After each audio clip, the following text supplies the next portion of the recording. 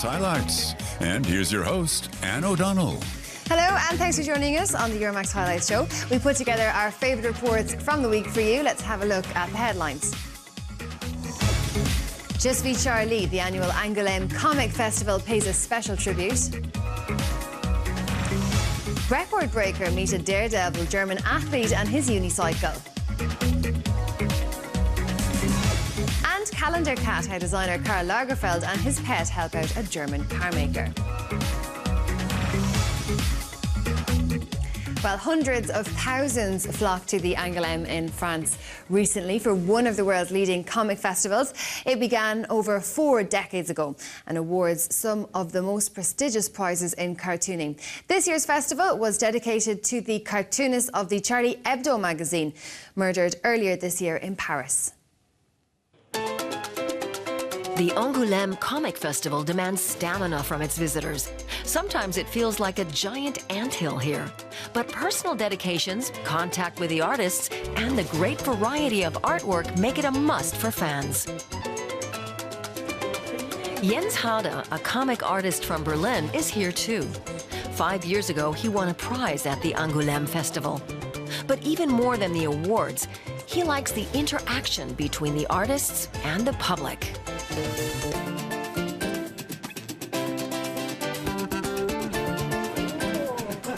It's important to get together every once in a while, so readers see who's behind the books, who makes them. We can exchange views, and they can get an autograph. You can see the exhibitions with the originals and how people worked. Jens Harder has been nominated for one of the main prizes for his graphic novel Beta, the second part of a monumental trilogy. The book illustrates the evolution of our planet in more than 2,000 pictures. It's a lot of work, and people ask how I last 4 years till the next book appears. But I can work without stress for 4 years. I don't have to invent new settings or characters. I can concentrate, and that's what I like to do most. But this year's festival in Angoulême is not just about the artists. It also commemorates the attack on Charlie Hebdo. Posters with the satirical magazine's covers hang all around town.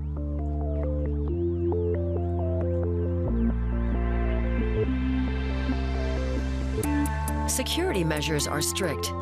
The festival is honoring Charlie Hebdo with a special prize. The French artist Jean-Christophe Menu will accept the award for Charlie Hebdo. If we give in to terrorism and stop laughing for fear of having a Kalashnikov pointed at our face, that's not funny anymore, and society will have lost its meaning. The city's comic museum is devoting a special exhibition to the history of Charlie Hebdo, from its beginnings in 1960 to the most recent issue. The comic scene is expressing its solidarity with a special edition in which 170 cartoonists show what has moved them since the attack. Proceeds of the book will go to the families of the victims. I believe that people now understand better how valuable freedom of expression is, and that we can express ourselves in all media in the way we consider best or most direct.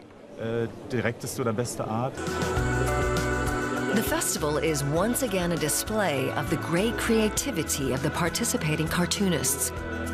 For 4 days, visitors can wander from humor to history, from tragedy to dreams. One of the high points of the festival is an exhibition about the American comic book legend Jack Kirby, who's famous for his superhero comics. He helped create characters like the Hulk, the X-Men, and the Silver Surfer.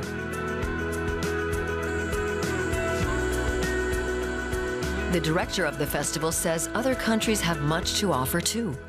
European comics continue to gain influence. Consider the French-Iranian comic Persepolis. People in New York read it too. There are now many such books, but comics from other countries like China are increasing too. This year we have a whole pavilion devoted to them. Jens Harder has little time to browse at the comic festival in Angoulême. As an artist nominated for a prize, he's in great demand at discussions and events.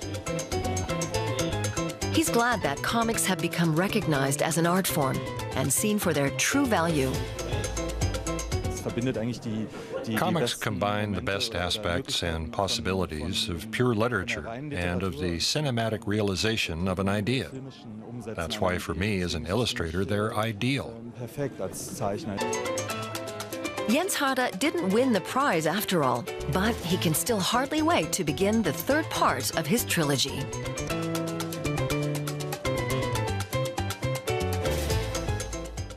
Well, climbing a mountain is a challenge in itself, but coming down on a unicycle is a whole other story. Extreme unicyclist Lutz Eichholz will tell you all about that, but it still doesn't stop him. He is actually the first unicyclist to dare conquer one of the highest peaks in the Orient, and it took him 3 years to plan it.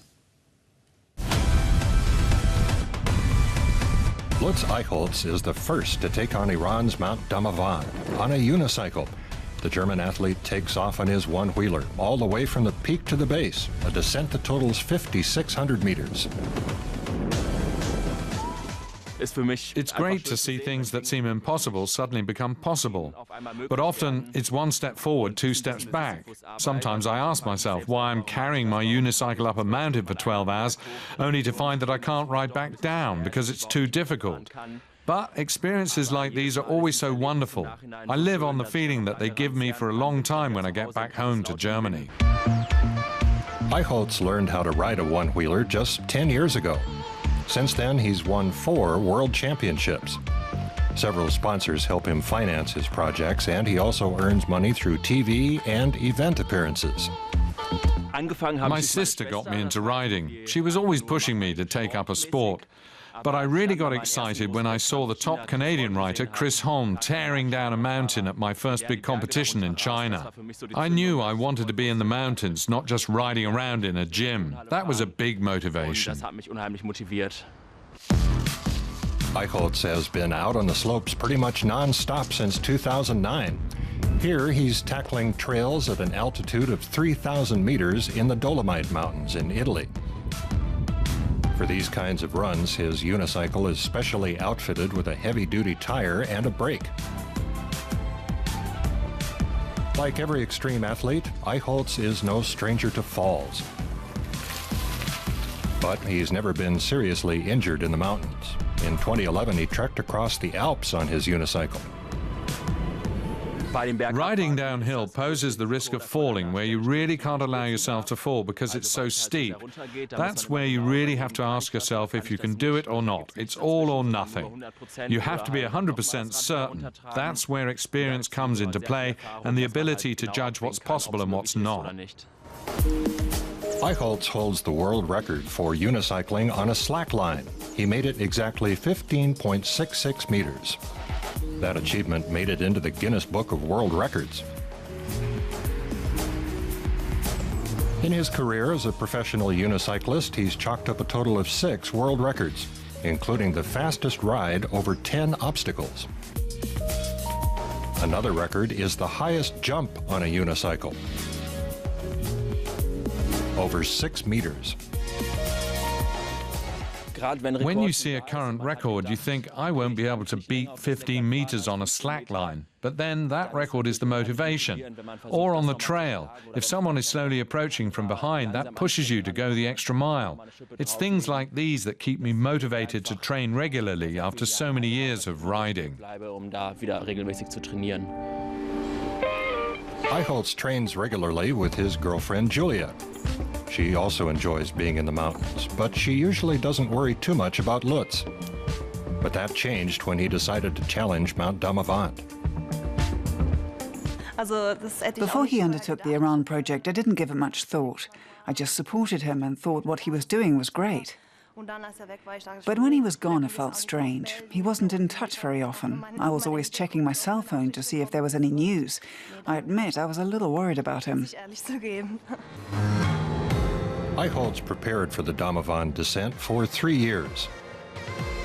The summit is relatively easy to reach, but at the top, the air is extremely thin. Many climbers suffer from altitude sickness there. Many people underestimate this mountain, even though it is 5,600 and it's a trekking peak. But anyway, 5,600 is high enough. So when I was talking more and investigating, I found that Lutz is the right person who do this. The team took 4 days to reach the summit. 2 members didn't make it. One was sent back down with a broken foot, another with altitude sickness. Eichholz had trained hard, but the harsh conditions still took him by surprise at times. It was the best feeling to reach the valley again, and compared to the conditions on the mountain, I suddenly felt really fit because there was so much oxygen in the air again.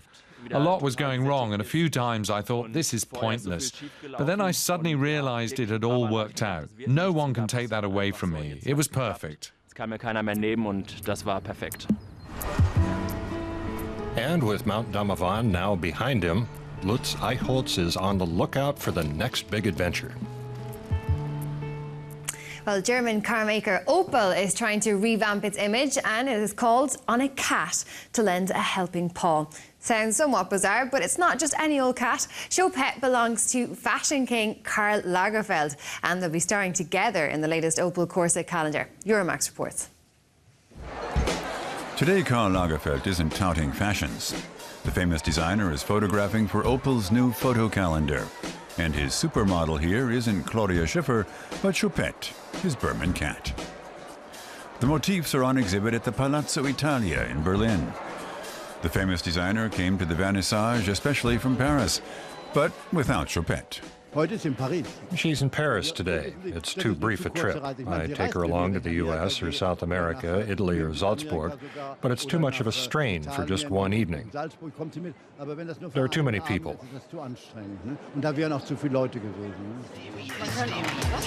The photo shooting took place last fall in a Parisian studio.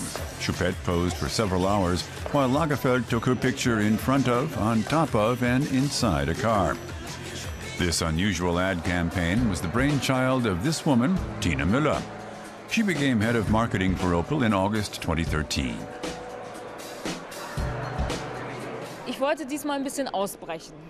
This time I wanted to get away from the typical model on the car thing.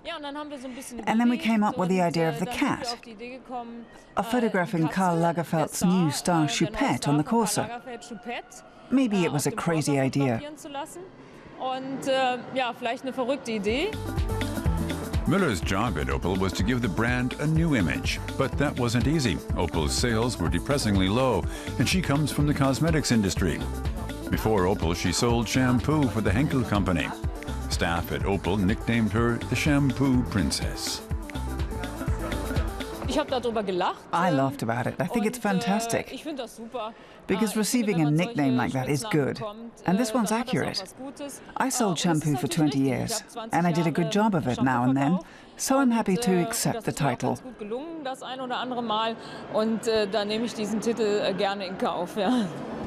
Getting a car manufacturer out of the red isn't easy, especially when it has an image problem. One automotive expert says most people think Opel is boring. When it comes to the images cars have, people have memories like elephants. Once they get something into their heads, it takes 5 to 10 years to replace that image, because they remember what they've experienced with the brand and how it has presented itself. And if the image was poor, that remains in the back of their minds for a long time.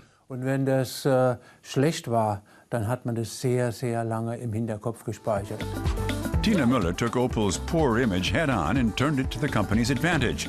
She called her campaign Reparking in the Mind. When they asked me if I do ads for Opel, I thought, Opel? Really? You got to think about your own image. Indeed you do. After the ad campaign, Opel's sales improved, and Tina Müller persuaded skeptics in the company. The most important thing is that when an Opel employee goes home and his neighbor comes by and says, "Hey, things are happening with you guys. You're doing something right." That garnered me internal praise at Opel. Und damit ist natürlich meine Akzeptanz intern auch stark gestiegen. Ja. Tina Müller self-confidently pursues her visions. She wants to launch a special scent for the car, and starting in the fall, massage seats will be available. In the future, she wants to do more to appeal to potential female customers. Time will tell whether she succeeds, but she's already made a complete turnaround in the auto industry. Well, moving on to the Swedish capital, Stockholm, next, where a variety of events are underway for Design Week there. This is the world's largest meeting place for Scandinavian furniture designers. Euromaxx joined in with the crowds to check out the latest Nordic trends. It's the annual showcase of Scandinavian design, the Stockholm Furniture and Light Fair. 700 exhibitors are taking part in the event, and 40,000 visitors are expected. For years now, Scandinavian design has been right on trend internationally, according to the fair's manager, Cecilia Nyberg. Scandinavian design is not like any other design. It's designed with a very, very high sense of quality, and it's a lot of functions, and it's made with simple forms, and I think it's easy to love. And things are less restrained this year. Extravagantly formed pieces of furniture that add bright pops of color, like these sofas and chairs with oversized arms. Swedish design journalist Salka Hallström-Bornold has identified another trend, the upscale workbench look. Furniture made from high-quality natural materials that look as if they were made by hand. It's all about, of course, for the companies to show that they work in a sustainable way, and they want to be transparent about how their product is done. And this is, of course, because the consumer today, at least in Sweden and in Scandinavia, is very aware of what they are buying. The greenhouse is the creative epicenter of the fair. This is the hub for up-and-coming designers. Everyone here is hoping to clinch a deal with a manufacturer who will mass-produce their design. For example, from Copenhagen, Camille Agerstrup. She's developed a modular seating system and has brought the prototype to the fair. This is her first time at the event. I hope to get noticed as a designer and to show my style, if you can say that, and just to show the people who I am as a designer and my thoughts, and to talk to people about it. Alongside the trade fair, another event called Design Week is taking place in Stockholm city centre. In it, designers open their workshops and studios to the public. Superfront, for example, is a firm that helps people customize IKEA furniture. Monica Born set up the company in 2014. It sells doors, tops, and handles that fit IKEA's standard models and add a more individual note to the mass-produced articles. More and more, our homes, what we have in it is like a prolonging of ourselves. That's how we express ourselves. And of course, if you can do it in a unique way, that's a good thing, because then you can actually show who you are. Just around the corner is an apartment that's being shared for a week by 10 young designers from Finland and Iceland. It's part of a project called We Live Here that's designed to help up-and-coming talents to network and inspire each other. The idea was Tanya Sipala's, and she's revamped the apartment for that purpose. We wanted to have a very homely environment. That's what we're saying. This is the homiest exhibition in Stockholm Design Week. And we want people to feel here very relaxed and cozy. Back at the Furniture Trade Fair, and workplace seating is in the limelight. Medics say slouching on office chairs is really not good for our backs. So flexible stools, like this one, are set to be the thing of the future. Or we might choose a telescopic seat like this one to climb up the career ladder. And as desks of the future are set to be higher, a seat like this will probably be necessary. we're driven by technology that allows us to receive emails 24/7. So what that means is that, you know, the typical 9 to 5 working hours is pretty much in the past. We're now working different types of, over longer periods of time, late in the evenings, early in the mornings. Luckily, there's still time to party. For example, here at Swedish firm Senap Interiors showroom. On stage, classics from the last 40 years get another moment in the spotlight. In Stockholm, design always puts you in an upbeat mood. Well, last September, 2 car experts made the headlines when they struck gold in an old French barn.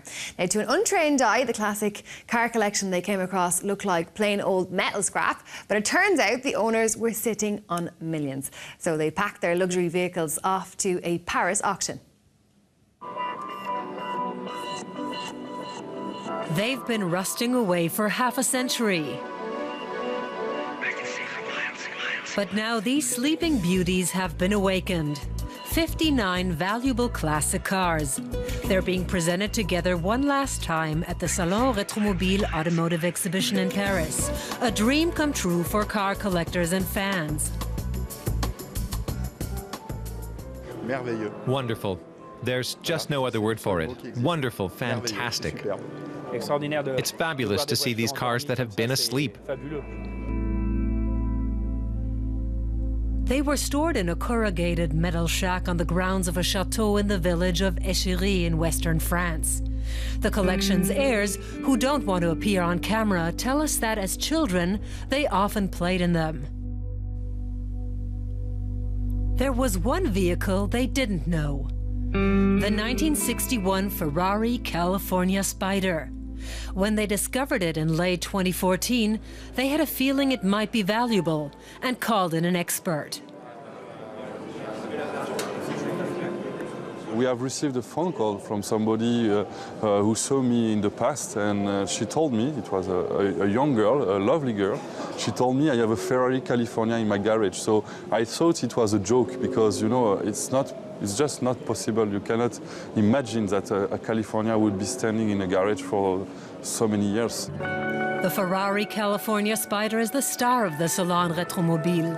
Even before the showing opened, potential buyers were calling from Australia, the United Arab Emirates and Russia. The Spider is estimated to be worth between 9.5 and 12 million euros. It once belonged to French actor Alain Delon. That makes it even more desirable for many automobile fans. For Pierre Novikov and his colleague Mathieu Lamour, the discovery was a thrilling experience, even if experts can't agree whether this collection is the find of the century or was already known. This California was hidden under a pile of magazines on the car. And you can see still on the rear boot that it's a little bit, you have a bump here because of the pile of magazines standing on the car for so many years. And the beautiful thing is when you check the engine, for example, when you open the bonnet, everything is original. It's the only California in the world never restored, let like a second-hand car. There's Ferrari, Bugatti, Delage, Hispano-Suiza, and De La Haye. More than 200 vehicles dating to the 1950s. Shipping manager Roger Bayon and his son dreamt of opening their own museum. But his business ran into trouble in the late 1970s, and he sold some of the cars, and seems to have forgotten about the others. American collector Peter Mullen is here for the auction. His own museum in Los Angeles has more than 100 rarities. He's quite keen on this dilapidated Talbot Lago, valued at up to 600,000 euros. He already owns one. It's one of my favorite cars, so when I said, well, the sister car is here, I must come and see it. And, you know, it's had a tough life, but for someone, this will be very special to own. It used to be that a collector would find an old car and he would always say, oh no, I'm totally restoring it. I'll take it all apart. I'll do what they call a ground-up restoration. Today, more and more, particularly in Europe, more than the United States, people say, no, no, no, no, don't touch it.